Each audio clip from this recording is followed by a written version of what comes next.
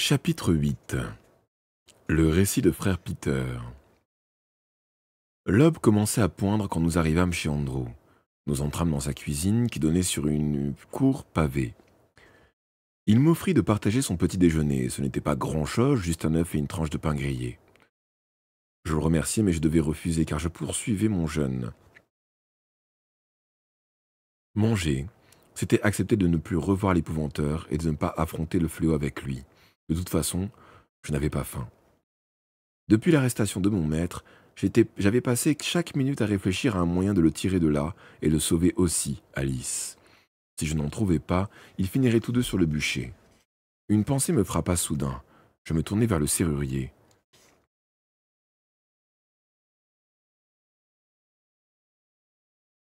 Le sac de M. Grégory est toujours dans ma chambre à l'auberge du Taureau Noir, et il a dû laisser son bâton et ses affaires dans la sienne. Comment les récupérer? Voilà au moins une chose que je peux régler, dit Andrew. Ce serait trop dangereux pour toi ou moi d'y aller. Je connais quelqu'un qui s'en chargera. Je m'en occuperai tout à l'heure. Tandis que je regardais Andrew manger, un son lugubre retentit au loin. C'est une cloche de cathédrale? Andrew confirma d'un hochement de tête et continua de mâcher sans entrain. Il ne semblait pas avoir plus d'appétit que moi. Je me demandais si cette triste sonnerie appelait les fidèles à un office matinal, mais avant que j'aie pu l'interroger, le serrurier déglutit et soupira. Ça annonce encore une mort à la cathédrale ou dans l'une des églises de la ville, à moins qu'un autre prêtre soit décédé dans le comté et que la nouvelle vienne juste de parvenir au presbytère. Je crains que ce soit le sort réservé à tous ceux qui s'en prennent à l'obscur et à la corruption au cœur de notre cité. On entend souvent le glas ces temps-ci. Cette idée me fit frissonner. Je repris. Les habitants de Prieston savent-ils que le fléau est le responsable de cette période de malheur ou les prêtres sont-ils les seuls à être au courant? Oh, la présence du fléau est connue de tous. Dans le quartier de la cathédrale, la plupart des gens ont muré la porte de leur cave. La peur est partout, mêlée de superstition. Qui pourrait blâmer ces malheureux, puisqu'ils ne peuvent même plus compter sur leurs prêtres pour les protéger? Pas étonnant que les congrégations voient leur effectif décroître. Avez-vous terminé la clé? Les épaules d'Andrew s'affaissèrent. Oui. Hélas, mon pauvre John n'en aura plus l'usage. Je me mis à parler très vite pour qu'il ne puisse m'interrompre et que j'aie le temps d'expliquer mon plan. C'est nous qui nous en servirons. Les catacombes s'étendent sous la cathédrale et sous le presbytère. Il y a sûrement un moyen d'y accéder par là. Nous attendrons la nuit, et quand tout le monde dormira, nous pénétrerons dans le bâtiment. Ce serait de la folie, fit Andrew en secouant la tête. Le presbytère est immense. Il compte une infinité de pièces dans les étages et au sous-sol. Nous ignorons où sont enfermés les prisonniers. De plus, ils sont gardés par les soldats en armes. Veux-tu brûler toi aussi? Moi pas. Ça vaut le coup d'essayer, insistai-je. Personne ne s'attend à voir quelqu'un surgir par en bas, depuis le territoire même du fléau. Nous jouirons de l'effet de surprise, sans compter que les gardes seront peut-être rendormis. Non, refusa fermement le serrurier. Inutile de sacrifier 2 vies de plus. Alors, donnez-moi la clé, j'irai seul. Tu te perdras sans moi. Les galeries sont un vrai labyrinthe. Donc vous connaissez le chemin. Vous êtes déjà descendu là-dessous? Oui, je sais comment arriver à la grille d'argent. Je ne me suis jamais aventuré plus loin et je n'en ai nulle envie. La dernière fois que je suis allé avec John, c'était il y a 20 ans. Cette créature a manqué de le tuer. Et tu as entendu ce que disait mon frère. Elle n'est plus un simple esprit. Elle n'est plus un simple esprit, elle se transforme en Dieu sait quoi. Nous ignorons ce que nous aurions à affronter. On parle d'un chien noir, féroce, au croc énorme, d'un serpent venimeux. Le fléau peut lire tes pensées, rappelle-toi, et prendre l'aspect de tes pires terreurs. Non, c'est trop dangereux. Quel sort est le pire, brûler vif, ou le bûcher de l'inquisiteur, ou être mis à mort par le fléau? Je ne saurais trancher. Un gamin comme toi ne devrait pas être confronté à un tel choix. Oh, ne vous inquiétez pas de ça, dis-je. Occupez-vous des serrures, la suite me regarde.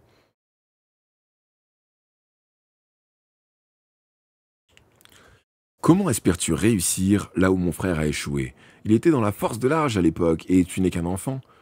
Je ne suis pas idiot, je ne compte pas venir à bout du fléau, je veux simplement mettre l'épouvanteur en sécurité. Andrew continuait de secouer la tête. Depuis combien de temps es-tu avec lui? Bientôt 6 mois. Eh bien, voilà qui résout la question. Tu as beau être plein de bonnes intentions, ton intervention ne ferait qu'empirer les choses. L'épouvanteur prétend que la mort par le feu est terrible, la pire agonie qui soit. C'est pourquoi il s'est toujours refusé à brûler les sorcières. Et vous le laisseriez endurer ça? S'il vous plaît, aidez-le. Nous sommes son unique chance. Cette fois, Andrew ne répliqua rien. Il resta assis un long moment, songeur. Quand il se leva, il me recommanda seulement de ne pas me montrer. Cela me parut de bon augure. Au moins, il ne m'avait pas envoyé faire mes bagages. Coucou Glawitch, comment vas-tu?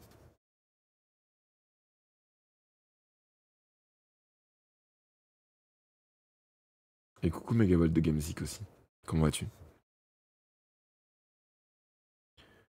Je demeurais assis au fond de la cuisine, tapant des talons contre le sol, tandis que la jour se levait lentement. Malgré ma fatigue, je n'avais pas dormi. Après les événements de la nuit, j'en aurais été incapable. Andourou était au travail, je l'entendais s'activer dans son atelier. De temps en temps, la sonnette de la porte tintait, annonçant l'arrivée ou le départ d'un client. Lorsque le serrurier revint dans la cuisine, il était presque midi. Son expression avait changé, il me sembla solennel, et quelqu'un le suivait. Je sautai sur mes pieds, prêt à m'enfuir, mais la porte de derrière était verrouillée, et les deux hommes se tenaient devant l'autre issue. Puis je reconnus l'étranger et me détendis. C'était le frère Peter, chargé du sac de l'épouvanteur, de son bâton et de nos manteaux. « Tout va bien, petit » fit Andrew en s'approchant pour mettre les mains sur mes épaules d'un geste rassurant. « Quitte cette mine effarée. Frère Peter est un ami. Tu vois, il t'apporte les affaires de John. »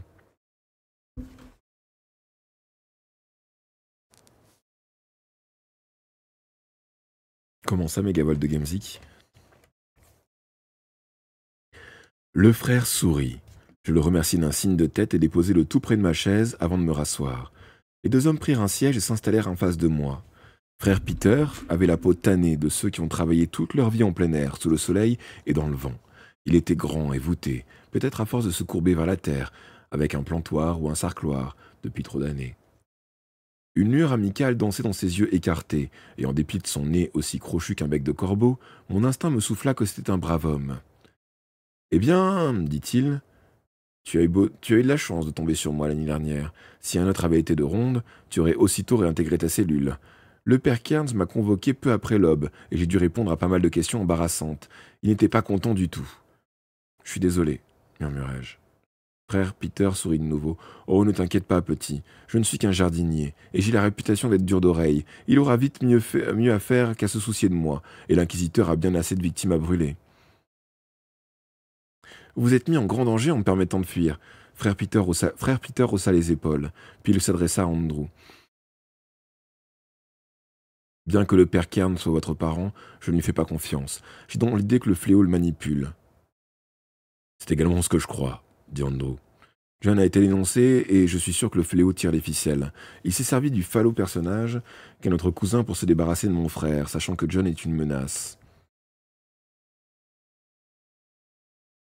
Oui, tu as raison. As-tu remarqué sa main bandée? Il prétend s'être brûlé avec une chandelle. Or, le père Handel souffrait de la même blessure après que le fléau s'est emparé de lui. À mon avis, le père Kern a donné son sang à cette créature. Je dus paraître horrifié car frère Peter se leva et passa un bras autour de mes épaules. N'aie pas peur, petit, il reste des hommes honnêtes dans cette cathédrale. Je ne suis qu'un humble frère, mais j'estime être l'un d'eux. J'accomplis la volonté du Seigneur chaque fois que je le peux. Je ferai tout ce qui est en mon pouvoir pour vous aider, toi et ton maître. L'obscur n'a pas encore gagné, alors mettons-nous à l'ouvrage. Andrew m'a appris que tu étais assez courageux pour envisager de descendre dans les catacombes. Est-ce vrai? Il me fixait, frottant le front de son long nez d'un air pensif. Puisqu'il faut que quelqu'un le fasse, dis-je, je vais essayer.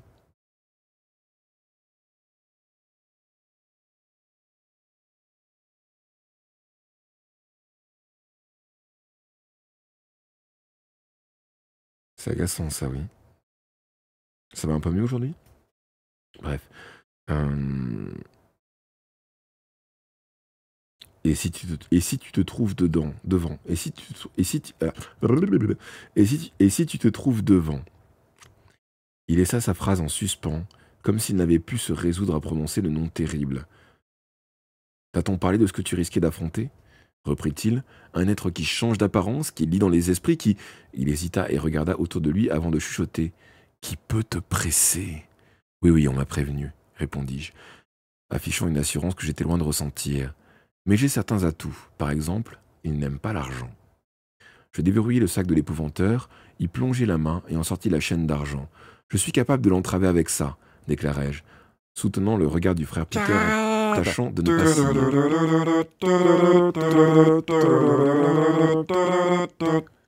Et coucou là-dedans, merci beaucoup Skarax pour le raid, c'est passé comment ce stream? Vous avez terminé aussi Remnant 2 ou vous avez juste fait le début du coup cette fois-ci? Alors attends, parce qu'il faut que j'ouvre une autre chaîne maintenant. On va ouvrir celle-ci, tiens, ça me paraît bien ça. C'est vrai? Le jeu de play, t'as déjà fait le premier ou pas? Faut que j'essaie de faire le premier avant de m'attaquer aux deux. Ce serait déjà pas mal.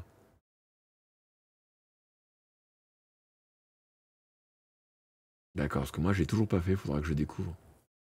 Ça avait dit bonjour aussi de la Ouch? Je sais plus.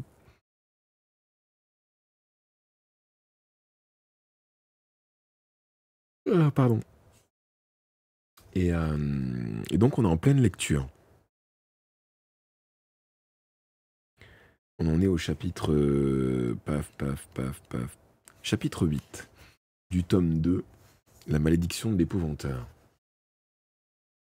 Ah oui, c'est vrai que t'es parti sur autre chose sur la fin. Takoma, non?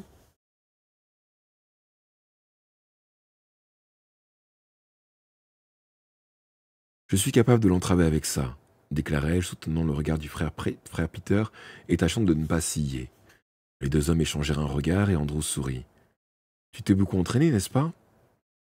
Oh, des heures et des heures. Il y a un piquet dans le jardin de Monsieur Grégory. En lançant ma chaîne à une distance de 8 pieds, je l'enrouge autour de la cime 9 fois sur 10. Si tu parviens d'une façon ou d'une autre à éviter cette créature et à atteindre le presbytère, déclara frère Peter, un élément jouera en ta faveur. L'endroit sera plus tranquille que d'ordinaire. Le décès d'hier s'est produit à la cathédrale. Le corps y est encore. Et cette nuit, presque tous les prêtres y seront rassemblés pour une veillée funèbre.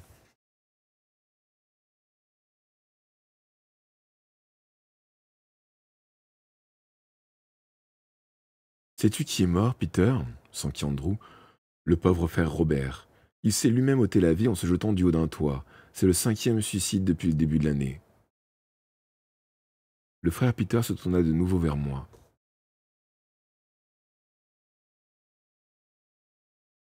Ça t'a plu du coup, Takoma? Quand tu me l'as peut-être déjà dit.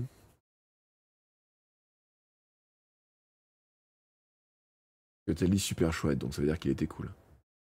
J'ai jamais essayé de mon côté. Ils pénètrent dans leur tête, vois-tu. Ils les obligent à des actes contraires à leur conscience et à la loi divine.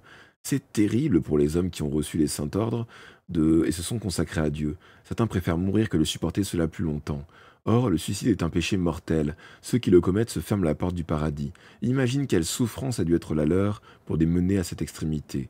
Si seulement nous pouvions être débarrassés de cette malédiction avant que la cité tout entière ne soit corrompue. Nous restâmes pensifs, le temps d'un court silence, et je vis remuer les lèvres du frère Peter. Je compris qu'il priait pour le défunt prêtre. Puis il fit un signe de croix et regarda Andrew. Les deux hommes hochèrent la tête, sans prononcer un mot, ils avaient passé un accord. Je t'accompagnerai jusqu'à la grille d'argent, me déclara Andrew. Frère Peter va nous aider. Le frère Peter viendra-t-il avec nous? Il dut lire la question sur mon visage, car il leva les mains et sourit. Oh non, Tom, je n'aurai jamais le courage d'affronter les catacombes. Non, ce qu'Ando veut dire, c'est que je peux vous être utile d'une autre manière, en vous indiquant le chemin. Voilà, il existe une carte des galeries. Elle figure dans un cadre, près d'une des portes près d'une des portes du presbytère, celle qui ouvre sur les jardins. J'ai perdu le compte des heures que j'ai passées là à attendre qu'un des prêtres vienne me donner mon travail de la journée. Au fil des ans, j'en suis venu à connaître chaque pouce de cette carte. Veux-tu noter l'itinéraire ou sauras-tu le retenir? J'ai une bonne mémoire. Très bien. N'hésite pas à me demander de répéter au besoin. Donc Andrew te conduira à la grille d'argent. Lorsque tu l'auras franchie, continue tout droit jusqu'à un embranchement. Là, prends le couloir de gauche. Tu atteindras des marches qui mènent à une grande cave à vin. La porte en sera fermée à clé, mais cela ne présente pas un problème quand on a un ami tel qu'Andrew. Tu n'auras plus qu'une autre porte à passer, au fond à droite, pour sortir du cellier et découvrir et te retrouver sous les sous-sols, dans les sous-sols du presbytère.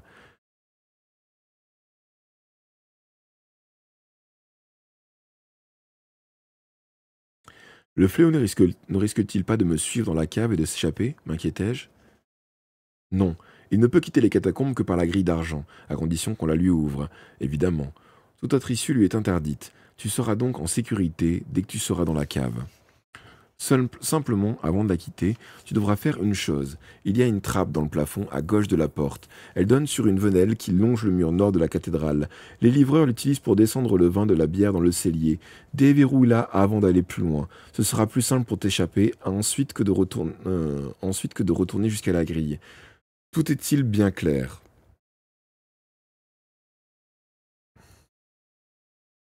Ne serait-il pas encore plus simple d'accéder directement à la cave par cette trappe demandai-je. De cette façon, j'éviterais à la fois la grille d'argent et le fléau. Oh, j'aimerais que ce soit aussi facile, mais c'est trop risqué. La trappe est exposée au regard. Quelqu'un pourrait te surprendre. Et salut, colonel Moutarde, comment ça va? Et salut, Irtiop. Merci beaucoup pour le compliment. Encore meilleur que Gone Home, du coup? Je sais plus si je l'avais essayé, Gone Home. Bienvenue à toi, oui, toi L'oreille qui me viens démange. t'abonner. C'est chiant. C'est parce que les écouteurs me font mal, mes oreilles sont pas encore adaptées.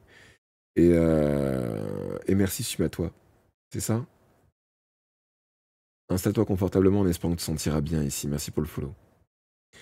Donc, je hochai la tête, pensif.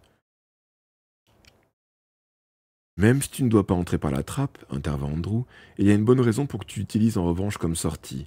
Il faut à tout prix éviter que John se trouve de nouveau face au fléau. À mon avis, au fond de lui, il a peur. Si peur qu'il n'est pas certain d'en revenir vainqueur. Peur? M'exclamai-je indigné.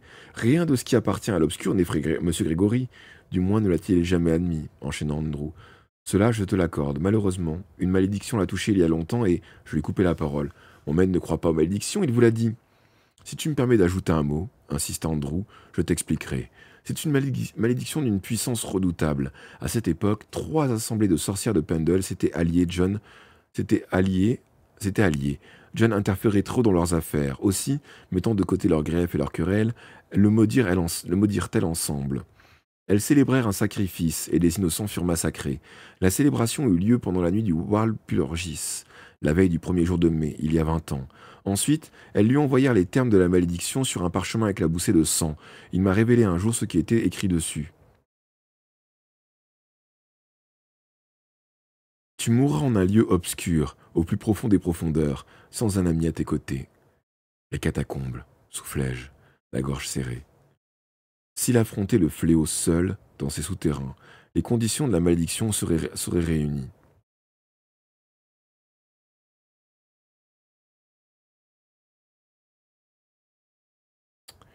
Oui, les catacombes, reprit Andrew. Comme je te le disais, tu devrais utiliser la trappe. Tu devras utiliser la trappe. Peter, pardon de t'avoir interrompu. Le frère eut un pâle sourire et continua. Après avoir déverrouillé la trappe, tu sortiras de la cave et tu tomberas dans un couloir, au bout duquel se trouve une cellule. C'est là que l'on enferme les prisonniers. Ton maître sera là. Mais pour y parvenir, il te faudra passer devant le corps de garde. Ce sera le plus dangereux. Cela dit, les sous-sols étant humides et glaciales, si les gardes auront allumé un feu dans la cheminée, si Dieu le veut, ils auront fermé la porte de la salle pour conserver la chaleur. En ce cas, tu n'auras plus qu'à délivrer M. Grégory et à l'entraîner loin de la ville. Il reviendra s'occuper de cette immonde créature une autre fois, lorsque l'inquisiteur sera parti. Non, s'écria Andrew. Après tout ce qui s'est produit, j'espère qu'il ne remettra jamais les pieds ici. S'il ne combat pas le fléau, protesta Père Peter, qui le fera? Je ne crois pas aux malédictions non plus, moi non plus. Avec l'aide de Dieu, John vaincra cet esprit diabolique. La situation empire et je serai probablement la prochaine victime. Oh, pas toi, Peter. J'ai rencontré peu d'hommes ayant ta force de caractère. Le frère haussa les épaules. Je lutte de mon mieux. Lorsque je l'entends chuchoter à mon oreille, je prie avec plus de ferveur.